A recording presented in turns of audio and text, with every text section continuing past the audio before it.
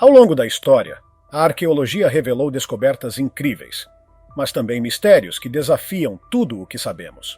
Hoje vamos explorar os achados mais controversos do passado. Número 15. O Buda bebê. No ano de 2018, dois cineastas, Léon Deschamps e Shane Thompson, estavam planejando um documentário sobre a exploração francesa na Austrália. Eles começaram a investigação utilizando detectores de metais na Baía dos Tubarões, um local considerado patrimônio mundial, situado em uma área remota do oeste australiano. Para surpresa geral, o detector revelou um raro Buda da dinastia Ming. A descoberta imediatamente gerou uma enorme polêmica. Muitos acreditaram que poderia ser uma farsa elaborada, enquanto outros questionaram como uma estátua da dinastia Ming teria chegado até a Austrália. Não se trata de uma estátua comum. É uma pequena escultura representando um Buda em forma infantil, um Buda bebê. Especialistas levaram tempo para determinar se a peça era genuína ou uma falsificação. Após análises, confirmaram a autenticidade do achado e a honestidade dos cineastas que a encontraram. Mas em vez de encerrar o mistério, isso apenas levantou outra questão. Como essa estátua foi parar ali? Segundo especialistas, o objeto tem cerca de 15 centímetros de altura, pesa aproximadamente 1 quilo e foi produzido na China há vários séculos. Acredita-se que essa peça tem o poder de reescrever a história, já que pode ter sido deixada por exploradores da dinastia Ming que teriam visitado a Austrália centenas de anos atrás. A estimativa é de que o Buda tenha origem no período Ming, entre os anos de 1368 e 1644 d.C., e que tenha ficado enterrado por cerca de 150 anos antes de ser localizado pelos documentaristas. Mesmo com todas essas confirmações, os céticos não ficaram convencidos. O que se sabe é que, de fato, centenas de embarcações chinesas navegaram pelos mares do Sudeste Asiático em pelo menos 7 expedições em busca da costa africana. Porém, nunca existiu evidência concreta de que tivessem alcançado a Austrália séculos antes da chegada dos exploradores europeus no século XVII. Alguns estudiosos defendem que o fato de a estátua ter 500 anos não significa necessariamente que ela esteja em território australiano desde então. Também consideram improvável que a frota chinesa tenha visitado a região de Gascoyne, no oeste do país. Outros críticos vão além e sugerem que a peça pode ter sido simplesmente deixada por pescadores ou mergulhadores chineses na década de 1870, talvez até como uma espécie de trote arqueológico. A verdade é que apenas uma escavação mais profunda no local poderia esclarecer a real origem do misterioso Buda bebê. Número 14. O medalhão do faraó. Esta descoberta envolve o faraó Akhenaton. Entre todos os faraós que já existiram, Akhenaton talvez seja um dos mais reconhecidos da antiguidade. Mas junto com a fama, vem também muita controvérsia. Para quem não conhece sua história, ele foi pai de Tutankhamon e esposo da chamada rainha herege Nefertiti. Antes de falarmos do medalhão de Akhenaton, vale lembrar por que sua própria figura já gera tanto debate. O faraó tinha uma aparência completamente fora do comum. Possuía quadris largos e bem femininos, algo inesperado para um governante em uma posição tradicionalmente masculina. Além disso, tinha o crânio alongado, queixo e nariz bastante proeminentes. Olhando suas representações artísticas, muitos dizem que ele parece alguém de outro planeta. Mas o que realmente atiça a curiosidade é o medalhão associado a ele. A peça mostra o que parece ser uma nave, um disco voador ou veículo aéreo, e na parte superior há até a imagem de um ser que lembra um alienígena cinzento. Não é de se espantar que essa representação seja alvo de tanta polêmica. Muitos acreditam que o medalhão seja uma prova de que seres extraterrestres tiveram contato com o Egito Antigo, talvez até influenciando sua liderança. No entanto, a grande questão é que o medalhão não está disponível em museus ou coleções públicas. Ele existe apenas em fotografias que circulam em livros e estudos alternativos. E justamente essa ausência de acesso físico faz com que o mistério continue sem uma resposta definitiva. Número 13. A evolução dos animais. Além de questionarmos como surgiu o primeiro ser humano, também é natural pensar como os animais evoluíram. A vida existe na Terra há aproximadamente 4 bilhões e meio de anos, mas durante a maior parte desse tempo, ela se resumia a bactérias.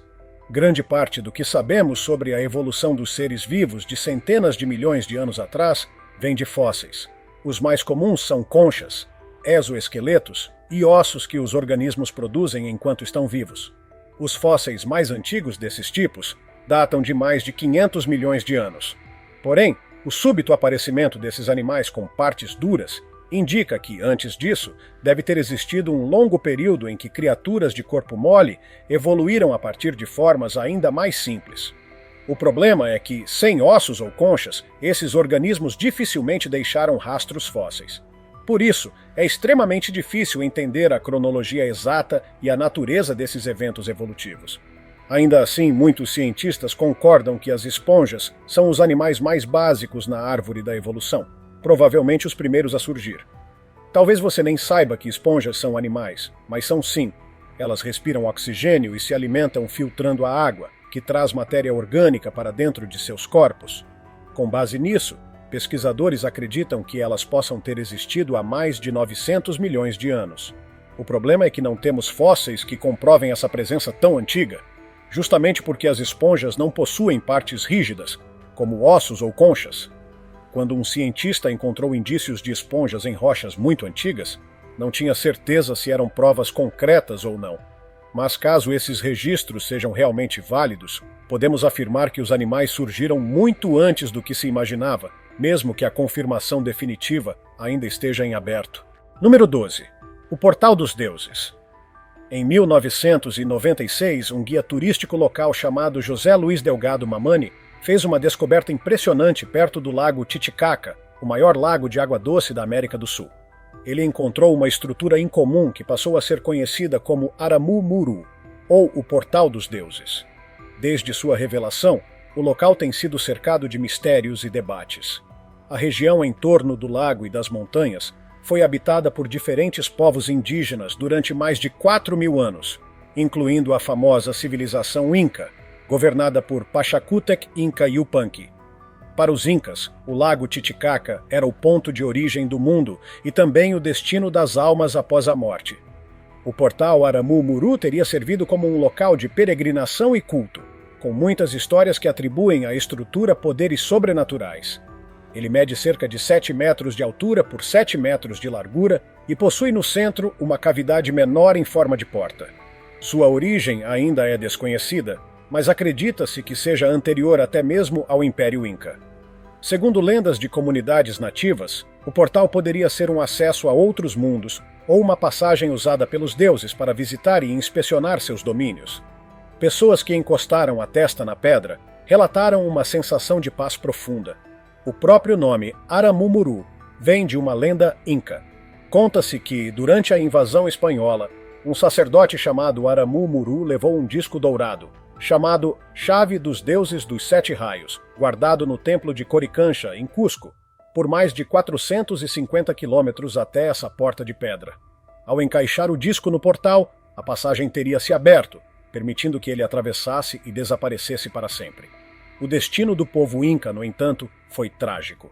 Os espanhóis conquistaram a região, levaram suas riquezas e disseminaram doenças como a varíola, que aceleraram a queda do Império no ano de 1592. Número 11. O túmulo de Jesus. Mesmo quem não é cristão já ouviu falar da morte e da ressurreição de Jesus Cristo. Os primeiros relatos sobre seu sepultamento estão nos Evangelhos canônicos, os 4 primeiros livros do Novo Testamento. Escritos algumas décadas após a crucificação, que teria ocorrido por volta do ano 30 depois de Cristo. Embora os detalhes variem entre os evangelhos, todos concordam que Jesus foi colocado em um túmulo escavado na rocha, pertencente a José de Arimateia, um judeu rico e seguidor de Cristo. Ao longo dos anos, arqueólogos descobriram mais de 1.000 sepulturas desse tipo em Jerusalém e arredores. Esses túmulos familiares eram compostos por câmaras, com nichos escavados nas laterais para receber os corpos. Entre os locais encontrados, o mais famoso é o da Igreja do Santo Sepulcro, construída sobre o que se acredita ser o túmulo original de Jesus. A construção teria servido para proteger o local e preservar sua memória. Contudo, as escrituras mencionam que Jesus foi enterrado fora das muralhas da cidade, próximo ao Gólgota, o local da crucificação. O problema é que, poucos anos depois, os muros de Jerusalém foram ampliados, e tanto o Gólgota quanto os túmulos vizinhos acabaram ficando dentro da cidade. Esse detalhe gera dúvidas sobre a exatidão do ponto considerado como o verdadeiro túmulo.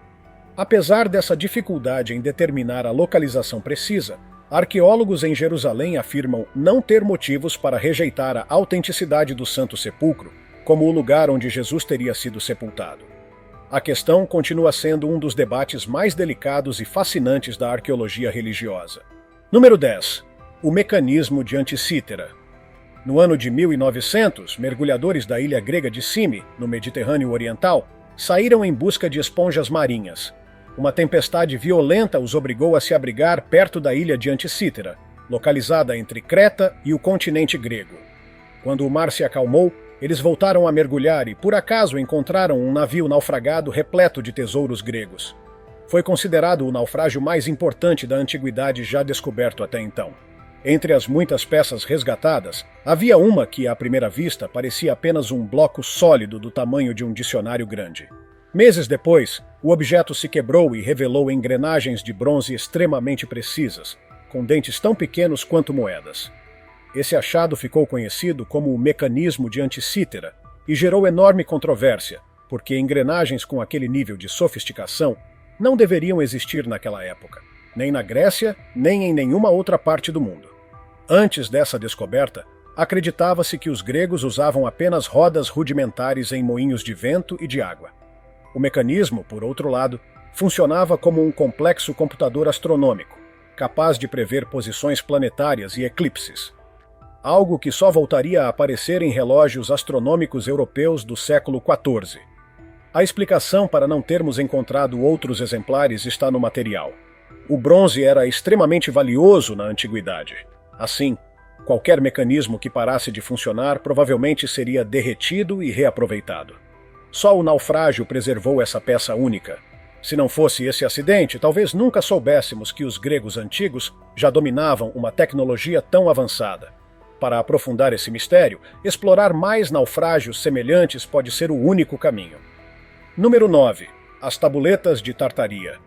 Em 1961, o arqueólogo Nikolai Vlasa fez uma descoberta marcante em um sítio neolítico na aldeia de Tartaria, na Romênia. Ele encontrou 3 pequenas tabuletas de argila, cada uma medindo cerca de 6 centímetros. 2 delas tinham formato retangular, e a terceira era circular. Uma das tabuletas retangulares trazia a imagem enigmática de uma figura indefinida junto a um galho de árvore e a um animal com chifres, que foi interpretado como uma cena de caça. As outras 2 mostravam símbolos abstratos. Esses sinais foram associados à escrita vinca, pertencente à cultura turda-vinca, do período neolítico, que remonta a cerca de 2.700 anos antes de Cristo. Desde que foram encontradas, as tabuletas se tornaram centro de um intenso debate acadêmico. Alguns arqueólogos acreditam que elas representam a forma mais antiga de escrita já registrada, podendo ter origem ainda mais remota, talvez em 5.500 anos antes de Cristo, período da civilização suméria. As interpretações divergem bastante. Enquanto alguns estudiosos atribuem as peças à cultura do Danúbio, outros apontam que os símbolos apresentam padrões muito organizados, comparáveis a sistemas de escrita arcaicos. Se confirmada como escrita, a cultura do Danúbio teria desenvolvido registros muito antes da escrita cuneiforme da Suméria ou dos hieróglifos egípcios. Apesar das muitas teorias, ninguém sabe ao certo o que aqueles sinais significam. O mistério das tabuletas de Tartaria continua vivo, e se comprovada sua autenticidade como forma de escrita, mudaria completamente a história conhecida da comunicação humana. Número 8. Pegadas em Creta. No ano de 2002, o professor Gerard D. Gerlinski fez uma descoberta surpreendente. Cerca de 50 pegadas fossilizadas na ilha de Creta, a maior e mais populosa da Grécia. As marcas foram analisadas com técnicas modernas de datação, mas os resultados só aumentaram a polêmica, pois desafiaram tudo o que se sabia sobre a evolução humana. Segundo o estudo inicial, as pegadas tinham cerca de 5.700.000 anos, remontando ao período Mioceno. Essa conclusão confrontava diretamente a teoria predominante de que os primeiros humanos surgiram e evoluíram na África antes de se dispersarem pelo mundo. Alguns cientistas rejeitaram a ideia, afirmando que as marcas poderiam não ser humanas, mas sim de algum animal. Outros ressaltaram que, mesmo se fossem humanas, seu formato diferente poderia ser resultado da erosão e do tempo. Uma segunda pesquisa, publicada posteriormente na revista Nature, ajustou a datação e empurrou a idade das pegadas em mais 300 mil anos, insistindo que elas realmente se assemelham à anatomia humana. Desde 1871, com a obra A Descendência do Homem, de Charles Darwin, se defende que os humanos modernos tiveram origem na África, teoria que só foi confirmada com estudos genéticos recentes. Mas a descoberta em Creta lança uma dúvida incômoda. E se os primeiros passos da humanidade não foram dados na África, mas na Europa, até hoje ninguém sabe se aquelas pegadas pertencem a animais extintos ou a ancestrais humanos. E o mistério continua aberto. Número 7. O busto de Nefertiti. Já falamos sobre o polêmico faraó Akhenaton. Agora é hora de falar sobre sua esposa, a rainha Nefertiti. Mas não sobre ela em si, e sim sobre o seu busto, a famosa escultura de sua cabeça, ombros e peito. O busto de Nefertiti é considerado o rosto mais famoso da antiguidade, rivalizando apenas com a máscara mortuária de Tutankhamon. Em 6 de dezembro de 1912, uma equipe de arqueólogos realizava escavações em Amarna quando encontrou a oficina de um escultor chamado Tutemés. Lá estava a peça que se tornaria icônica, o busto de calcário da rainha. Apesar de não haver inscrições identificando claramente a escultura, a coroa que ela usa é exclusiva de Nefertiti. Sua fama se deve à representação de uma beleza idealizada, mas desde o início surgiram dúvidas sobre sua autenticidade. O busto só foi exibido ao público em 1924, 12 anos após sua descoberta, o que alimentou especulações de que poderia se tratar de uma falsificação moderna. Com o tempo, a peça passou por exames com tomografias computadorizadas. Os resultados mostraram que, sob a camada de estuque pintado, há um núcleo de calcário esculpido com detalhes muito mais realistas. Rugas em volta dos olhos e da boca, bolsas sob os olhos e até uma imperfeição no nariz. Ou seja, a camada externa teria suavizado esses traços para transmitir uma imagem mais perfeita e idealizada da rainha. Autêntico ou não, o busto hoje está exposto no Museu Neues, em Berlim, e é uma das peças mais visitadas do mundo. Muitos turistas colocam como prioridade no roteiro ver Nefertiti de perto, quem sabe até formar sua própria opinião sobre a veracidade da obra. Número 6. A Câmara Secreta da Pirâmide. Desde a sua descoberta, as pirâmides do Egito geram fascínio e mistério. E como se não bastasse, arqueólogos anunciaram recentemente a existência de uma câmara secreta dentro da Grande Pirâmide de Gizé, localizada logo acima da entrada principal. A nova câmara tem 30 metros de comprimento, o equivalente a quase 98,5 metros em pés, e sua função é completamente desconhecida. Essa revelação aumentou ainda mais o enigma em torno da construção, cuja origem e propósito continuam sendo motivo de debate, mesmo após mais de 150 anos de estudos acadêmicos. Alguns acreditam que a pirâmide seja um espelho do céu, alinhado com estrelas. Outros defendem que teria sido usada como armazém, bomba hidráulica ou até como uma gigantesca usina de energia. A visão mais aceita pela arqueologia tradicional é que ela foi erguida para servir de tumba ao faraó Kelps, que governou no século 26 a.C. Se essa teoria for correta, a nova câmara teria aproximadamente 4.500 anos de idade, mas mesmo aceitando essa explicação, o mistério persiste. Por que a pirâmide foi construída dessa maneira tão elaborada? Enquanto isso, a descoberta mantém viva a aura de mistério da Grande Pirâmide, alimentando tanto pesquisas científicas quanto especulações alternativas. Número 5. O Crânio 5. Entre uma série de fósseis humanos encontrados no sítio arqueológico de Dmanisi, a cerca de 150 quilômetros de Tbilisi, na Geórgia, um exemplar chamou a atenção especial dos cientistas, o chamado Crânio 5. Tudo começou no ano de 2000, quando os pesquisadores descobriram a mandíbula inferior completa de um hominídeo. 5 anos depois, no mesmo local rico em fósseis, foi encontrado o crânio correspondente. A análise levou anos, mas o resultado deixou a comunidade científica empolvorosa. O crânio 5 apresenta uma mistura incomum de características. Seus dentes grandes e o cérebro pequeno lembram espécies humanas muito antigas. Ao mesmo tempo, a anatomia da caixa craniana traz semelhanças com o Homo erectus, um hominídeo mais recente e mais evoluído. Por isso, os paleoantropólogos descrevem o fóssil como um verdadeiro mosaico de traços. Essa combinação levantou discussões intensas. Alguns especialistas acreditam que os fósseis de Dmanisi representam uma forma primitiva de Homo erectus. Outros defendem que se trata de uma espécie distinta, chamada Homo georgicus. Há ainda quem diga que se trata de uma variação dentro de um mesmo grupo humano. O debate segue sem consenso, mas o crânio 5 permanece como uma das evidências mais intrigantes da evolução humana. Talvez, quando os especialistas finalmente chegarem a um acordo, possamos compreender melhor essa peça fundamental da nossa história. Número 4. O ossuário de Tiago. Para quem não sabe, um ossuário é um recipiente ou sala destinada a guardar ossos humanos após a decomposição. Em 2002, a revista biblical Archaeology Review trouxe a público um artefato impressionante, o chamado Ossuário de Tiago, supostamente pertencente a Tiago, irmão de Jesus. A peça é uma caixa de calcário com uma inscrição em aramaico que diz: Tiago, filho de José, irmão de Jesus. O anúncio causou enorme comoção, pois, se autêntico, seria a mais antiga referência escrita a Jesus Cristo já descoberta. No entanto, logo surgiram dúvidas sobre sua autenticidade. O colecionador israelense Oded Golan, dono do ossuário, foi acusado de fraude e enfrentou um longo julgamento que durou 7 anos. Em 2012, ele foi absolvido das acusações de falsificação. Ainda assim, a polêmica não terminou.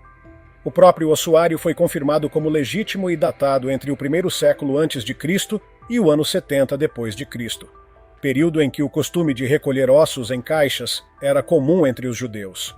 O problema está na inscrição.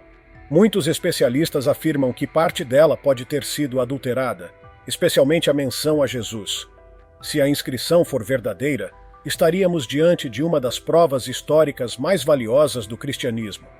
Mas, sem como rastrear a origem exata da peça, não existe uma forma definitiva de confirmar a autenticidade da gravação. Isso deixa a interpretação nas mãos de cada um, acreditar ou não que estamos diante de uma ligação direta com a família de Jesus. Número 3. O calendário maia. A antiga civilização maia deixou diferentes tipos de calendários, mas um deles sempre intrigou os estudiosos: o calendário de 819 dias, registrado em textos hieroglíficos. Durante muito tempo, pesquisadores acreditaram que esse calendário estava ligado ao movimento dos planetas.